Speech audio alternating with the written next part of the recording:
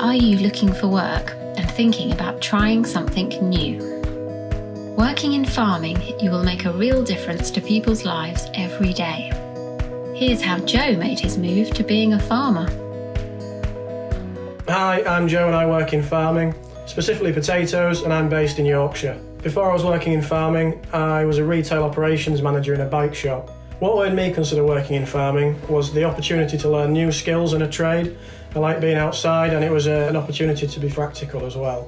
I'm a fieldsman for a potato packer, supplier and grower. Day to day, that means that I do everything from supplying seed, observing the crop in the ground, monitoring it in store, and then buying and supplying it into the pack house and multiple crispers as well.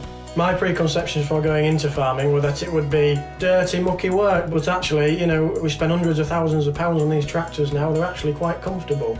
There are multiple transferable skills. IT skills are now fundamental to any farming business, but you all spend a lot of time on your own, so time management and communication as well. Since working in farming, I've completed multiple courses, quad bike courses, spraying courses, chainsaw courses, and they're all useful skills to have.